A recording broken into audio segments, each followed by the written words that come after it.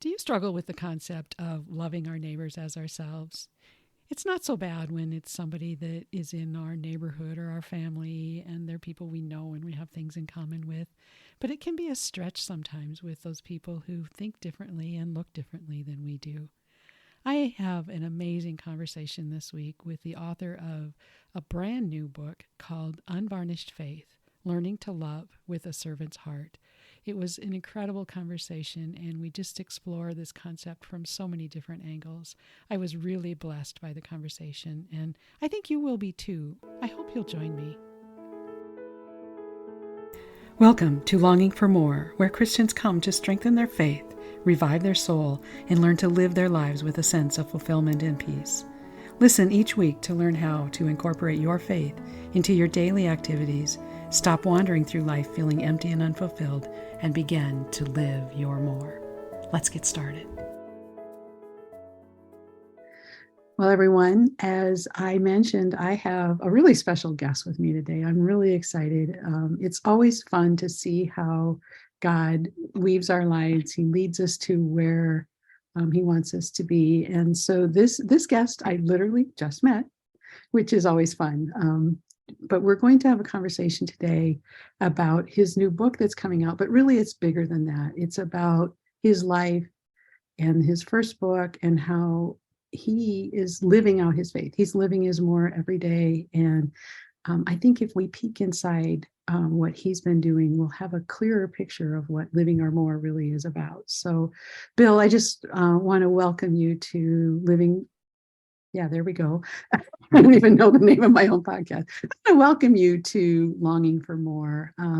It's just my honor to have you here. I'm excited about both of your books, actually, the one that's been out for a while and your new one that's going to be, well, by the time this releases, I think will have been out already. And it's just my honor to have you here. So welcome. Thank you for coming. Well, thank you, Vonna. No, thank you. And it's also my honor. I'm very grateful that you asked to have me on the show. So thank you.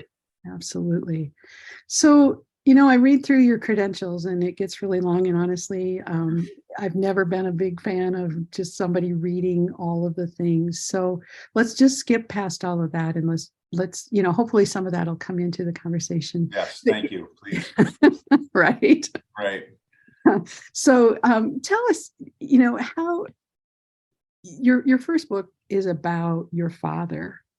And I admire your ability to I started reading just what was on the Amazon site, and it was like really engaged. I very, very, very much interested in reading all of that. But tell us how, about his story and how you got to the honor of writing his story for him. Sure. No, thanks. And thanks again, Vonna, for having me on. So my father's story, well, I guess maybe I'll start with my writing my father's story because it really ties back into my faith journey. A lot of it was precipitated by a very sad event, which was in the late spring of 2015. My mom passed away, and she'd had kind of an up and down roller coaster for several years with her health, and eventually, one of the downs didn't come back up. But we were all able to be around her. We were able to say all the things that we wanted to say, and it was a very sad moment, but it was equally a very beautiful moment. There was literally a sunset streaming through the sliding glass window next to her bed. I was literally holding her arm at the moment her suffering ended, and more so holding her arm at the moment she went to be with God. And that's the thing that really overwhelmed me in that moment, was not just the emotion of losing a parent, but the presence of God like I'd never experienced it before. And that moment really it changed my life, and it swung me sort of full turreted onto my faith journey. And in the months leading up to her passing, we'd been spending a lot of time with my parents and sort of trading off. They're snowbirds, where they're in the Northeast in the summer and they're in Florida in the winter. And during this time, I realized my father has this incredible story that has never been told. And so we'd been working with different biographers and different ways. How could we sort of capture his story? Well, in the weeks and months after my mom passed, I realized that I was not in a good place professionally, even personally, physically, and my mom's passing kind of was this jarring event with the intervention of the Holy Spirit, I can see in hindsight. And so I decided, I want to be the one to research and write Dad's story.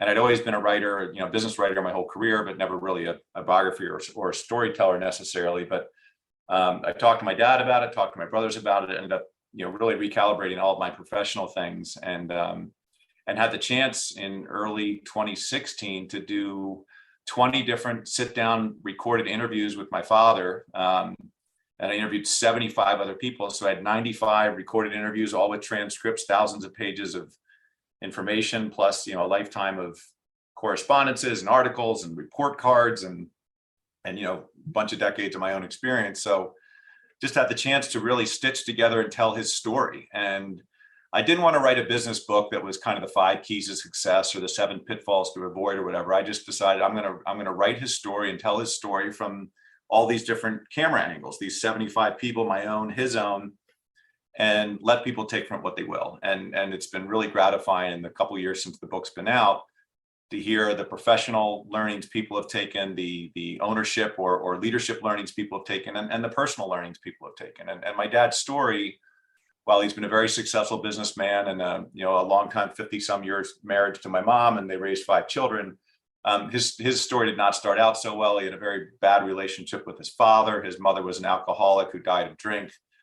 His father went on to be married 3 more times. And but out of a lot of that adversity, really sprang a very resilient, very optimistic person. And so the book is really about him, but also by extension about our family and our business. And ironically, or interestingly, there's not a lot about faith in the book. I talk about faith a little bit towards the end, but this was just kind of an early step in this, midlife reawakening of my faith journey. So, and it's funny because I see some parallels to our stories. I was in the corporate, if you will. I was actually the state government housing for 30 years, and kind of felt that longing for more, knowing that there was something else out there. And so I left that with the lure of I was going to be a health coach, and I was going to be I was really going to just make the whole, change the world and all the health and all of that. And I always laughingly say, that was God's way of tricking me to leave, because I wouldn't have ever left if he had told me exactly what this path was going to be like. I'd be like, no, I can't do that.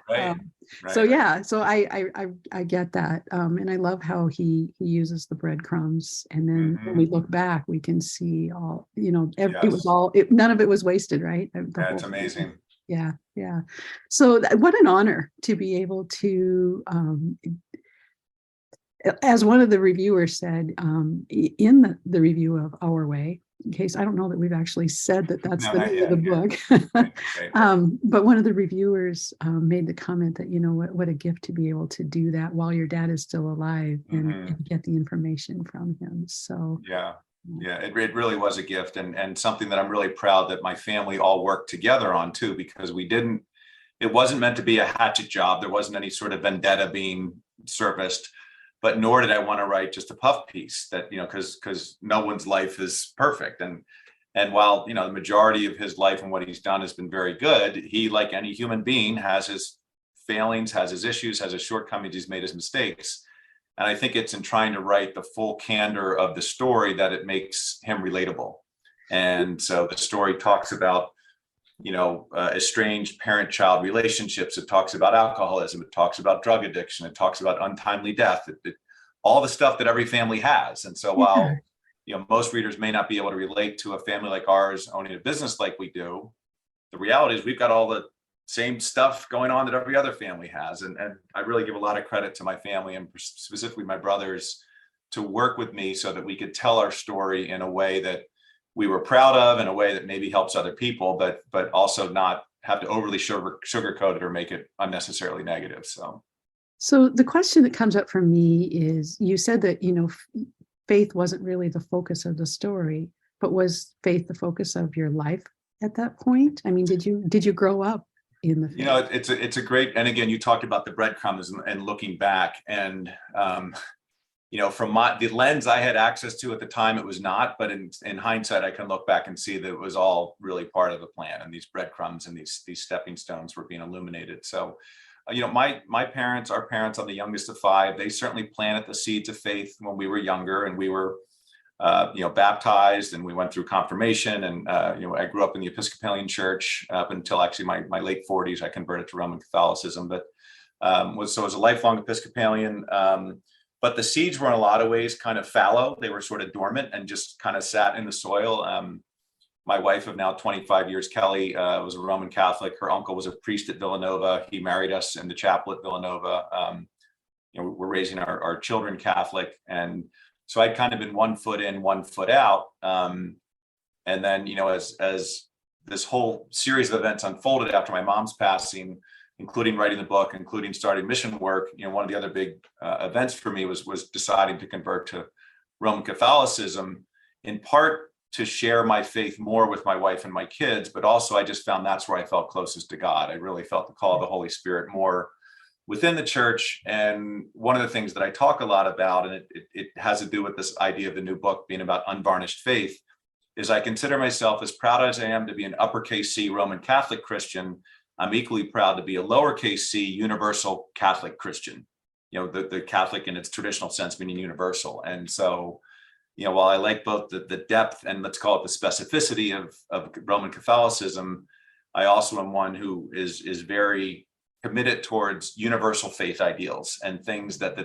denominational divides and sort of doctrinal customs sometimes cloud over and smudge over. And what can we do to sort of wipe those away and get back to the core essence, not just of the Christian faith, but of faith and higher power belief in general. So, well, I'm glad you clarified that, because I wasn't sure that I knew the difference between the two, right. Not being a Catholic myself. But I think the point that I wanted to bring out is the fact that, there's this misconception out there that if you're a Christian, then you're just going to live this easy peasy life, and that you must not have enough faith if things go wrong in your life. And that's just really not true. Right. Yeah. No, and I, from my experience, it's interesting because, the sort of the roots of Christianity are suffering and oppression, and the roots of the gospel message is, giving voice to the voiceless and centering the marginalized and those kind of things. And I feel very strongly about those things, but I also come from a very privileged background. Not only was I raised in the United States, a majority Christian, paradigm and culture and society, but I was raised by two parents. I was born white. I was born male. I was born in the United States. A lot of great education. Kind of at every different angle I look, I come from this position of privilege, and I don't mean privilege sort of in this political lightning rod sense, but just simply, are you this or are you that? Are you this or are you that? And every time I answer this, that sort of goes to the privilege side. So my calling is not from one who I would say I've experienced. Yes, have I had hardship in my life? I had suffering in my life, absolutely. But I know enough to know it's not nearly on the scale of the majority of people, not only in the world, but even within my own communities. So my calling now from a Christian is really from the standpoint of, there's one of my go-to passages is Luke 12:48b, which is everyone to whom much was given, of them much is expected, or much is required, depending on your translation. And that really rings true for me. I have it on my computer monitor. And what I really take from that is I am somebody to whom much has been given. And so, it doesn't mean that my life has, as I said, been overly easy or any of those kind of things, but it means that much is expected or required of me. So it means the way I interpret that is not, oh, I'm in a privileged position, I get to do less than everybody else or the same, but actually for me compels me to want to do more. And so I've really tried to invest a lot of time and the people around me who know and love me to discern what are my talents and gifts, what are my opportunities to give back, what are my opportunities to be the arms and legs here on earth. And that's what I hope more and more I'm dedicating more and more of my time to doing that and answering that call. I love that. And a couple of things come up for me, and it's one of those, one of the things that I've created in my journey is kind of a path of faith. I call it the faith quiz, and it's it's like you take this little quiz to kind of find, because it's like one of those things where you don't know what you don't know. Right. I think there are a lot of people out there that they go to church every Sunday, and they may even volunteer to teach Sunday school and all the things, but they haven't necessarily gone all in as far as trusting God. And when he gives us those nudges to do the things, use our talents and skills for his glory, we don't we either hold back because it couldn't be me. He couldn't possibly Right, be me right, to do that. right, I'm not right. worthy. And we forget that, he qualifies the called. He doesn't call, the qualified and all of that. But so, yeah, I love that. And I love that, it's just that journey where, Mhm. every day we get a little better, but it's all about following the path that he has for us, because sometimes we also get into that comparison. It's like, wow, so Bill wrote this amazing book, does that mean I need to go write a book too? Not Right, right. necessarily. That's No, not your no, path. right, right, So exactly. yeah, so we Yeah, all have, we're all the different body parts, right? And an right. ear is an ear and his arm is an arm, as Paul says. So, right. Actually, it's kind of fun. I'm going to make a plug. A friend of mine is just getting ready to release a book called The Capillaries of Christ, and it's Oh, no kidding. all about us all having a different path and a different role to serve in the church. So I Awesome. think that's really cool. But what I want to do now is, you've talked about that, needing more or whatever. Well, this is longing for more. So at Right. what point did you start to feel that pull that God was calling you to more and something? Yeah, and it's one of those things I think is you've certainly thought about this a lot, it being the sort of name of your ministry and what you do, that it's not always clear at the time that it's happening, but at some point in hindsight, you realize like, oh wait, that was a key sort of off ramp or on ramp or illuminated step in the path, or that was kind of a wrong turn. And I came back down from it. So and clearly, as I mentioned, my mom's passing was kind of what got this all started. And then there was a professional event getting ready for a meeting a few months later, and all of a sudden it occurred to me, wait a minute, I think I might want to change what I'm doing professionally. A few months later, I attended my first, kind of small group, sort of gospel reflection or Bible study type group. Uh, Several months later, my brother starts to invite me on these mission trips. Several months later, oh my gosh, wait, am I supposed to be converting to Roman Catholicism? And so one of the things I had the chance to do in this book that's just now come out is talk about my faith journey. Again, not in a way where my story is going to be any more interesting than somebody else's, but if there's some elements to my faith journey and as a late 40 something, early 50 something, recognition that, wait, maybe there's more of a calling here, and your idea of longing for more. What is that more for me? And how can I step by step start to put that together? So it wasn't one particular sort of cataclysmic, realization of, oh, wait, this is what my new job description is, kind of thing. But it's been these series of different things. Like, so for example, when the pandemic hit in the spring of 2020 and, that lockdown sort of thing happened, I became abundantly aware of sort of our place, in the world and in life. And it was a pretty good place. We had a big house. We had all our kids home under one roof. We could go on daily walks. We had all these things going on. And so, and I got to see the earth come alive on our daily walks in a way I never would have appreciated before. Got to see creation come out of its dormant winter state into its beautiful new spring state. And then shortly after that, with George Floyd's murder, I felt more of this tug and more of this thing about my place and my station and how that is relative to others. So, I just converted to Catholicism. And so I literally wandered up the road to Villanova University, from which my wife has 2 degrees. And I found myself in an office talking to a woman who ran a master's program in ministry and theology. And a lot of the focus of this program was around hands-on community work in ministry, in issues about power dynamics and privilege and social and racial justice, and a lot of the things that had been gnawing away at me. And so, in the midst of the pandemic, I also enrolled in a master's program, and actually just in December, I completed that master's in ministry and theology. So, Congratulations. thank you. Yeah. So that was one of those things that was part of my more, I guess, at the time, was to build out my network, build out my understanding. And one of the things that I like to talk about with that is I had the chance to go very deep into my faith tradition, into Christianity, and through a Roman Catholic institution, although they're very ecumenical in a lot of things they do. So I kind of think it like it's a fence post. My fence post was be able to be nailed down stronger and stronger into the ground.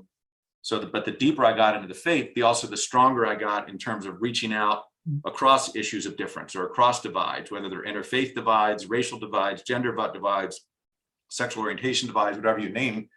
The deeper I got, the stronger I could reach out. So it was kind of a win-win, because I went deeper in my own faith. And now I also feel more compelled and more equipped to reach out across areas of difference. And that's, again, one of the things this idea of unvarnished faith has to do with that. So. What a neat analogy. I really love that. And I think that's true for all of us. Again, we're all on different phases of our journey, but the deeper we go into our faith and our ability to trust God with wherever we are in life, Right, the right, better able we are to help others. And for one of the things that I think, and I kind of like to explore this a little bit because I've really, been focusing on this fact that a lot of times God brings our ministry to us. Once we get on this path, we start thinking about all the things we need to do to get out there and serve, serve, serve. And right now I'm in a stage in life where, my parents are aging and needing more and more help. And I'm realizing that honor your father and mother has a whole different meaning than I've ever known before. right, And just to right. get them Beautiful. through this, yes. But then also, I have this beautiful opportunity in that my son and his family literally just this week have settled into a home in our community. Oh, Whereas wonderful. where in the past they've always been, hours away. And so it was all planned. And I'm realizing that that's part of my ministry too, is helping them to build that legacy with the boys, Sure. and knowing that that's going to take away from other things that I think I'm called to do. And so it's just, I'm at this place where it's like, okay, God, I'm just going to Right, take this one day at a time. I'm right, just going to right. serve when I'm called to serve, because I don't want to miss a minute of helping my parents or those grandkids. Right, And that's, right. so again, it's not huge. It's not, No, it's not going to no. change the world, Right, or right. will it? I Yeah, don't know. right. Well, and what you're saying too is again something with strong biblical roots, but also just strong roots in other traditions as well, is being present. That you can't. The past is where it is, and you can't control the future. Any worrying you do about it's not going to add another hour today, as the gospel tells us. So, if all of that is having you become more present and more focused on the relationships with your immediate family, like that's beautiful. Yeah. I feel like that's it. That's the more, right? Right. It is, and it's funny is because of this, what was I believe is a business, although right now it feels more like a ministry. Mhm. But one of the visions that I conclusions that I came to in doing devotion one day is, it was like, Lord, how come it's taking so long? And what I got back was, it took Noah 100 years to build the ark. a Yeah, hundred yeah. years. Wow. Right. And there were only 8 people on that ark. So Mm, if you just look at the face of it, he spent 100 years to save 8 people. But if you look at it in the wow. scope of the world, he had a huge impact. And so we Yeah, don't that's always get awesome. to know Yeah. where that's going. And so with you and that lure now, so you've got the degree. What Mhm. happened next?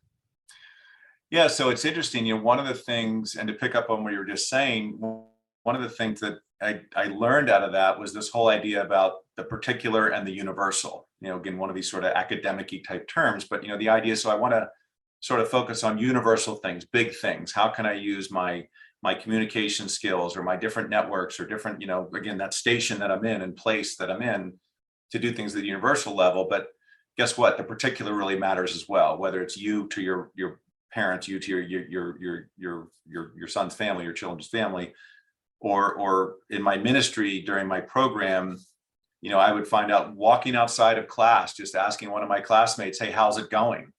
And next thing you know, the person's pouring out their heart and their trauma. And I'm thinking like, okay, this is the particular, but this particular applies to the universal because this is our universal need for relationship, our universal ability to be able to help each other, be pastoral and minister to each other. But none of us, very few of us minister from a pulpit, right? Right. And we don't minister with sort of vestments on. We minister walking out of a classroom. We minister on the telephone. We minister on Zoom. We minister in our communities. And so that really became an opportunity for me. Now it's interesting when you ask about, so now what? I went from, basically finishing my master's in December to publishing my book essentially in January or early February. And so it was this boom, boom kind of thing. But I'm in this kind of liminal state right now where, okay, the master's is done, that the book is going to be taking the time that launching a book kind of takes. But I really am open to being led to what's next after that. I have a lifetime of business experience and leadership experience in that regard. And now this really new energy and passion and commitment to pursue my faith. And so looking at that kind of intersection is something that I'm very curious and open and remaining very present and faithful to seeing what doors and windows will open next. So you wrote the book while you were working on your master's. Well, I finished the book. I had written Okay. probably the guts of the manuscript beforehand, and writing the story of the book was, I had become used to being a storyteller. What really took a long time was discern what are the tenets and the themes of the book I wanted to come through, and that's the stuff that my master's helped me with. But the other interesting thing from a theological perspective, I had this challenge because as I was learning more about theology and learning more about the history of my faith, and therefore discerning what I felt about my faith, I sometimes found myself evolving or contradicting what I had written in the manuscript a few years earlier.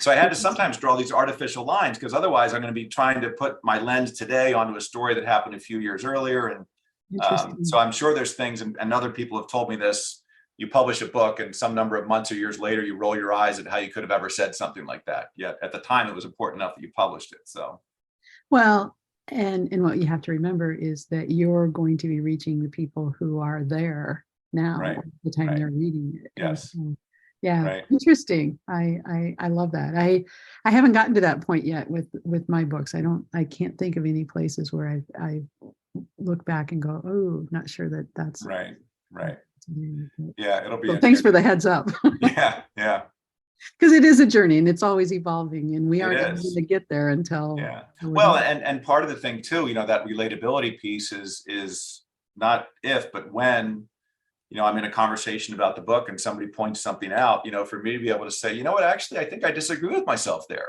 Or I'm now not so sure about what I said then with such conviction.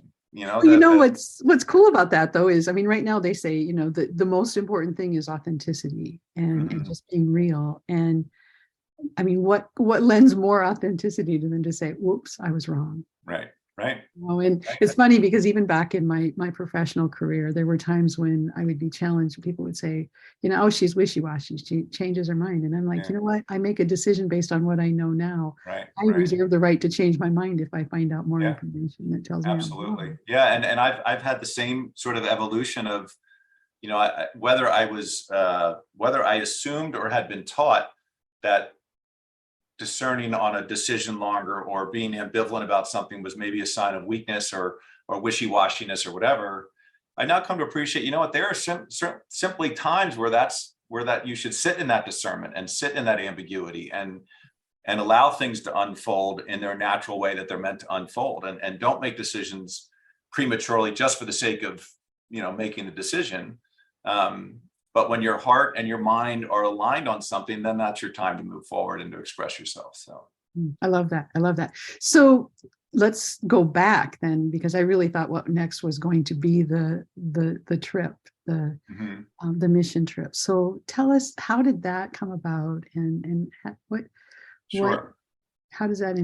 impact? So my one of my brothers, Jeff, and his wife Suzanne, several years ago, launched a Christian food ministry. So they have a food packing and distribution food ministry out of the Carolinas. They've now packed almost 25 million meals and shipped them to underserved communities all May I around the ask country. which one it is? Because I've actually Sure. had, It's called Servants with a Heart, out of the greater Charlotte area. cool.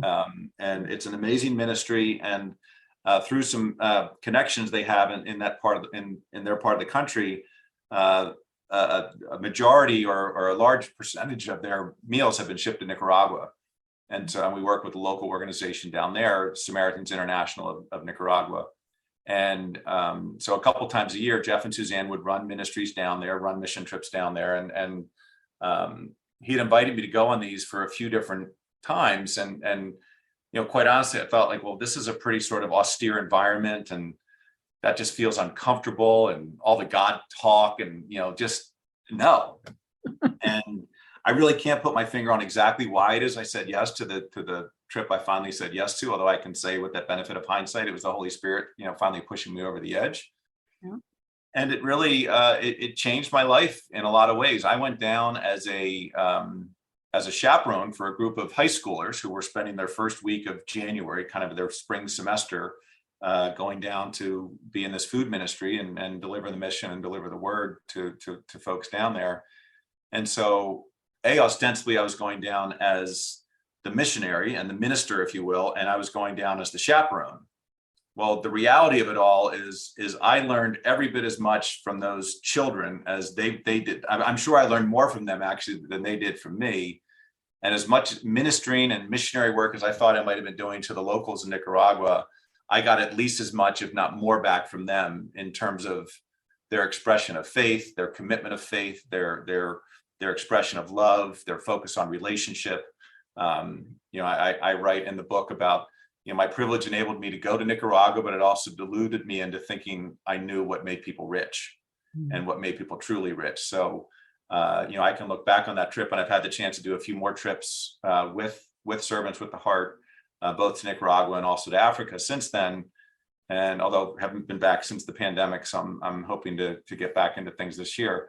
But just the growth that happens for me, and anytime you're put out of your comfort zone like that, there's this great opportunity for, this sort of those seeds to be exposed and to germinate in different kinds of ways. And, having all that happen, led to a number of different things, including all of a sudden now I have a book coming out about it. So. Oh, that's really cool. That's something that I've not ever felt drawn to do, but I'm always fascinated because everybody that I know that have made a trip like that come home just entirely different than me. Well, and part of the thing about that too is, and I talk about this, and I need to live this more.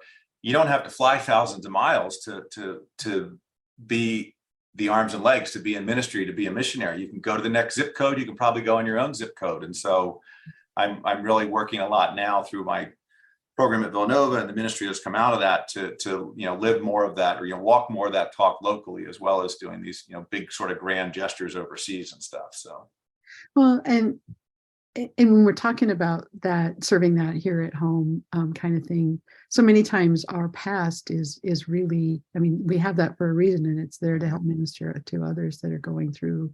For me, it was unplanned pregnancy, cancer, different things like that. And so you have a lot more credibility when you offer advice on something you've actually been through, right? Right. And what I hope to be too is a facilitator and a dialogue partner with others, not a teacher. And certainly, and a lot of the speaking I do more related to my first book and to kind of business and wealth and family issues and things. I'm very quick to tell people that I never want to be perceived to be in the position of giving marital advice or parenting advice or any of those kind of things. What I more want to do is share my story and share what I think has worked for me and what I don't think has worked as well for me. And then let's have a dialogue about that and see how's that show up for you. And maybe there's some things that we can benefit each other on our successes and on our failures. Absolutely. I agree, because anytime we put ourselves up there on that pedestal and like we're gonna save everybody, then it never the phrase I keep coming back to is nobody wants to be told how they've been doing life wrong, right? And so who am I going to be to tell you you've been doing life wrong? Because that's a terrible place to be. Well, and for me, I've actually coined the phrase. I had a friend that helped me with this, but for me, and it's basically what we're doing right now, and what I want to do in my membership is have meaningful conversations about things that really matter. And it's not always just getting advice. It's bouncing. Sometimes when we just say something out loud, it makes sense to us ourselves. We don't need anybody to respond. We just need to say it. Yeah, for sure. So I think we need more of that. We need to step away from some of the shallow things that we're talking about in the world today and just talk about. Yeah, Bon, I could not agree more. And sort of all the sort of topics and areas of passion that are coming out for me, and I can tell when they come out consistently, that means I'm kind of onto something right now in terms of where I'm supposed to be. And so much, and really when I define unvarnished faith, this is what it starts with, is so much of society has devolved into this whole idea about selfies and self-improvement and filters and division and social media and the digital age and political pundits and media extremists. Everything is designed and calibrated and algorithmed to feast on the relatively few differences that we have as relational human beings and as these perfections of creation. it's a huge head fake away from the vast commonality that we all enjoy, which starts with love, and it starts with God is love, and love God and love neighbor. And within, and as difficult as it can be to love your neighbor, and within love your neighbor, it's love your neighbor as yourself. So it's not self-love in the selfie generation, but self-love in the sense of we were created in God's image.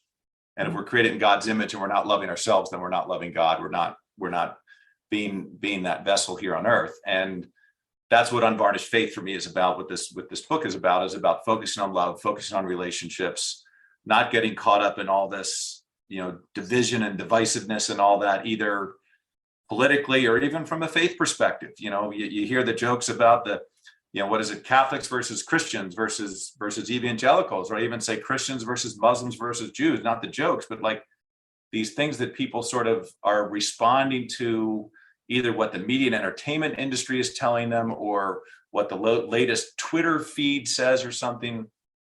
But if they really invested the time to understand, we're all literally reading out of the same book and working off the same ethos, which is about a higher power, which is about a belief and faith in a higher power, and about the relationship and the love we have for each other. And so that's, as I said, something I'm very passionate about, and hoping to get a little part of that message out there. Yeah, for me, I think I feel like that we are called to, the higher power. To me, it's like I have a hard time using that term, because for me, it's always God. Yeah, right. And I feel like if we don't stand on that we can allow people to get pulled to a whole different direction. Right. It doesn't serve them well. And I feel like that's what's happened in our world, is we've, in the name of getting along, we've stopped saying things that really are important. Right.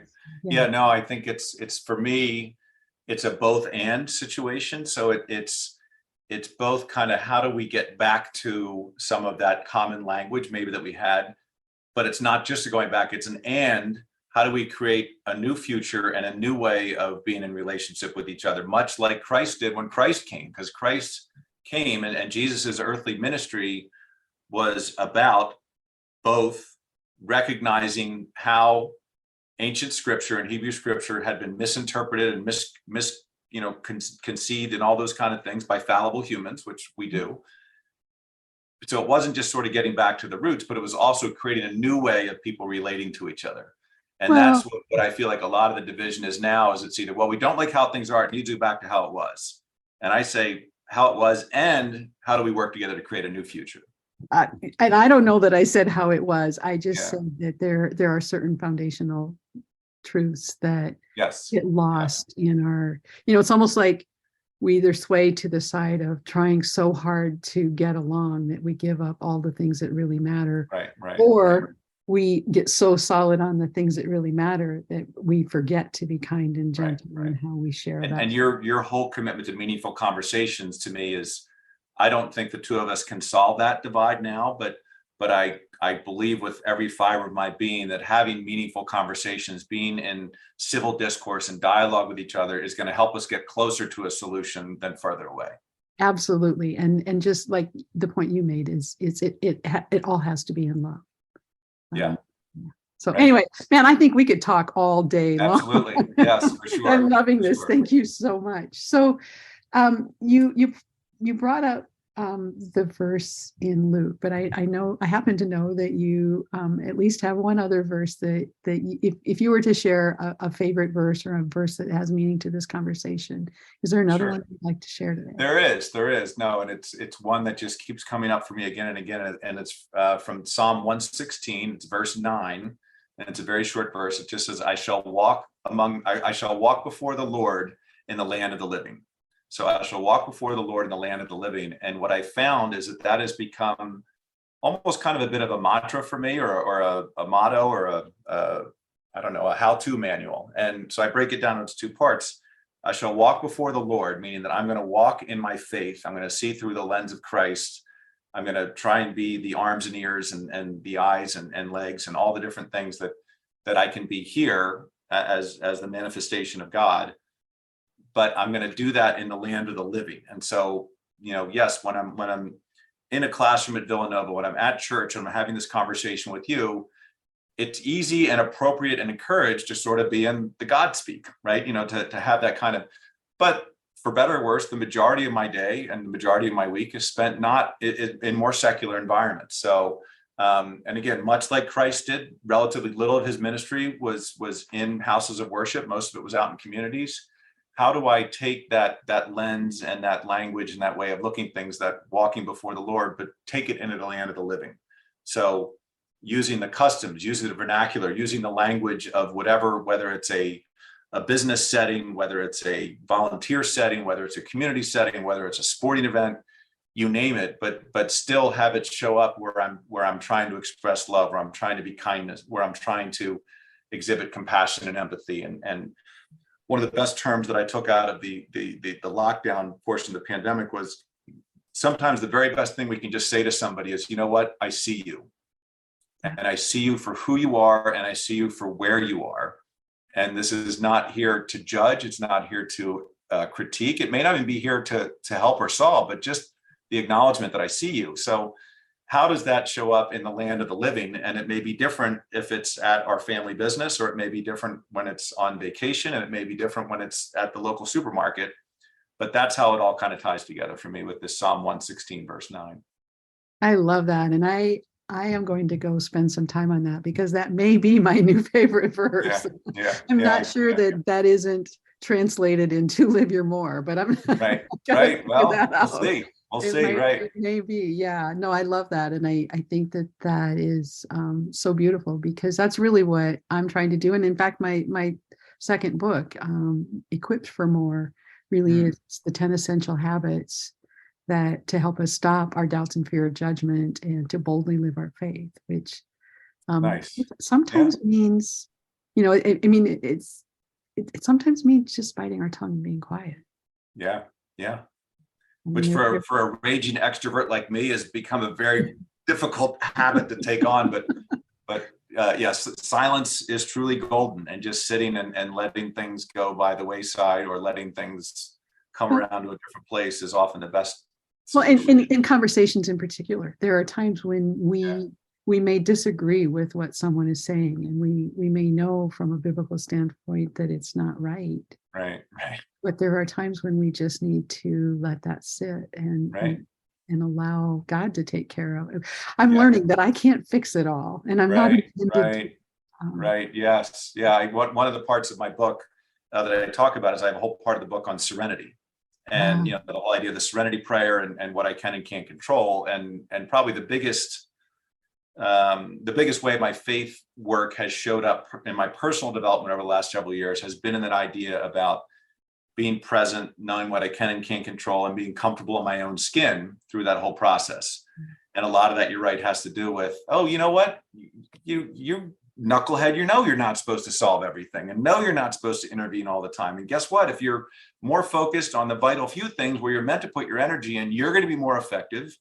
You're hopefully going to show up as a kinder, nicer person to others. You're going to create more space for other people to grow in their own lives and ministry and faith. And it's kind of win all the way around. But it starts with me being present and being comfortable with who I am. And as you pointed earlier, being authentic to admit when I don't know, or when I've made a mistake. Beautiful. Well, like I said, I think we could talk all day, but it feels like it's time to maybe wrap this up. Is there anything, first of all, before we go there, I want to give you a chance to tell people how to connect and all of that. But before we do that, is there anything that we haven't touched on that you really want to say to my listeners today? No, and I really appreciate you mentioning that. And, there's so many things, but the biggest thing I'd say, which it's hard if we were 50 minutes in and haven't come up with this yet, is gratitude. And, it sounds so simple. It sounds so trite, but there's just not enough gratitude expressed in the world. And, many people know gratitude is one of those things where the more it is expressed, the more it comes back. And the more it's put out there, literally our brains can be wired.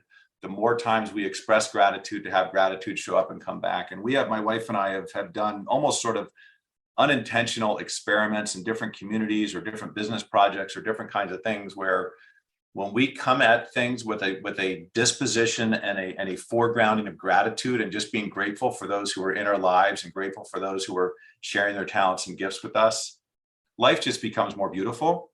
So by definition, or by intention, the last part of my book, the sixth and final part of my book, is on gratitude. And if there's anything, that sort of people would be left with, would be, you know what, just say thank you more, and just be grateful for those people and those things that are in your life that you might otherwise take for granted. Yeah. Yeah. And give thanks in all things, right? Absolutely. Yes. Awesome.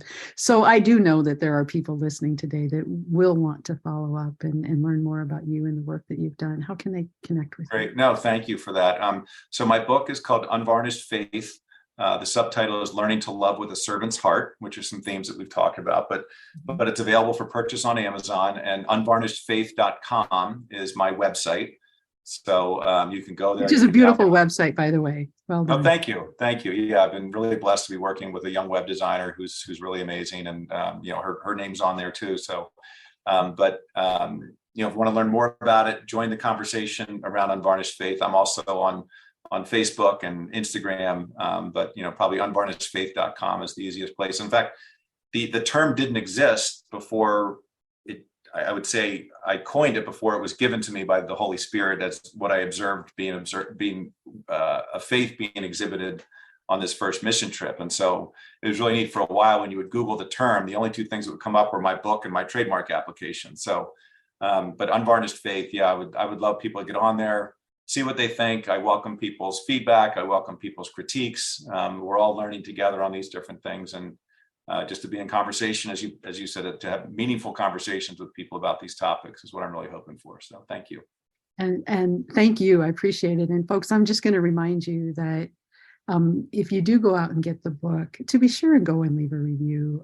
It's one of those things that as an author, I know how hard it is to ask people to do that, but I also know how important it is, because that helps other people find really good books, and we all want more good books out there. So I'm just going to remind people to do that.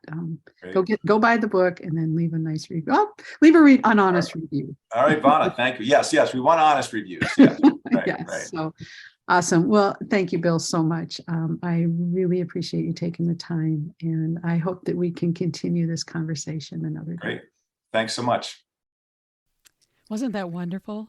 I got all the way to the end of that interview and realized that never once did I give you Bill's full name. So it was Bill Yoh, and of course his new book is Unvarnished Faith.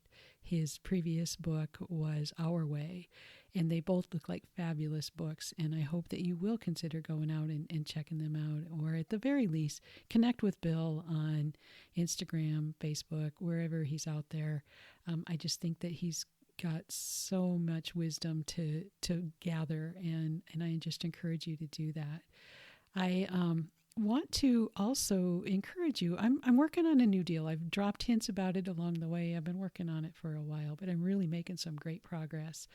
And I am creating a membership site. And what's really cool about that is if you liked this interview, or if you've liked previous interviews, and maybe there was a quote that you didn't quite get it, or there was a Bible reference that you didn't get the whole number, or whatever, a topic that you really want to dig into more, what's really cool about my new membership is it's all going to be searchable. So you can just type in Bill Yoh, or you can type in confidence, or relationship, or trust, forgiveness, whatever the word. I mean, there's no limit to just tags. It's all of the text in all of my conversations and my podcast videos, everything that I've done that will be on the site eventually will be searchable. And I just think that that's going to be so powerful to be able to help people as you journey through your journey of faith, to be able to go back and search out some of those things that you might be struggling with at that time. Right now, because it's brand new and I haven't gotten it all set up perfectly, I'm making an offer that I will probably not offer again, or at least for very long, and that is that you can try the membership out for free for 30 days. Honestly, I haven't figured out how to set up the payments yet, so you get to take advantage of that. So I hope that you will connect in the links in the show notes so that you can try out that new membership and do it, use it, search for whatever it is that you might be interested in, and see how you like. I love your feedback, what works, what doesn't work. As this grows and evolves, I think it's going to be really exciting, and I do value what people think about it. So I encourage you to do that. So again, I want to just thank you so much for stopping by today. I hope you'll come back in 2 weeks, and we will continue to have conversations about how we can equip you to live your more. So until then, go, be blessed, and remember to always, always live your more.